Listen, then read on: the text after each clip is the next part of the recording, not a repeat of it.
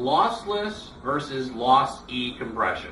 This seems like it ought to be pretty straightforward. You either lost something or you didn't lose something, but there are some shades of gray of visually lossless or perceptually lossless that kind of skirt in between those. So we'll talk about each of them.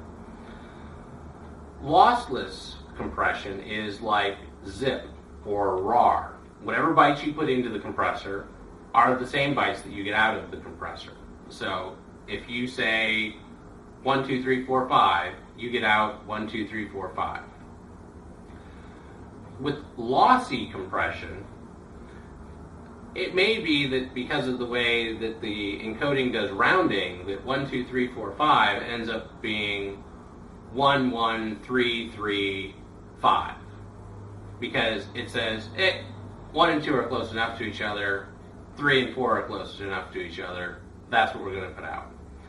That's how JPEG works, that's how GIF compression works, that's how H.264 works. Those are all lossy compressors. Every time you run them through the encoder, you're taking a photocopy of the original and you're losing a little bit of information. So there's a generational loss every time you do the encoding or the compressing. That doesn't happen with lossless compression. You can zip something, unzip it, unzip it, zip it, unzip it, and it will always be the same. For this reason, when I'm doing a lot of video editing, I usually work in a Huffman compression. Huff is a lossless compression for video. I've also occasionally worked with the FFD show's zip-based image compression that compresses that way. I've also worked with MJPEG in lossless mode, which is another lossless compression for video. But if you work in one of those, every time you do an edit or you do a set of video and then you say, I'm going to clip from that video and go into the next video, you're not losing quality.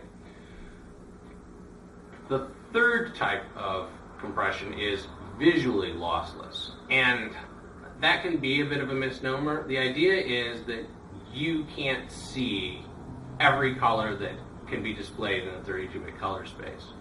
So the compression can go through and say, you would not be able to tell the difference between the source and the encode, given the two.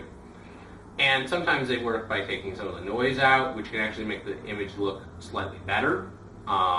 Sometimes they work by changing the color space to something that is more in line with the way the human eye sees.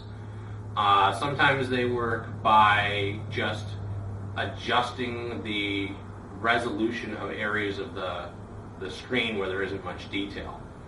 But visually lossless is a good thing, it's just not quite as good as truly lossless compression. And it does still have generational loss, it's just not as much generational loss. If you run something through a virtually lossless or visually lossless encoding, after 20 derivatives, you're eventually going to start to see that you have lost some quality.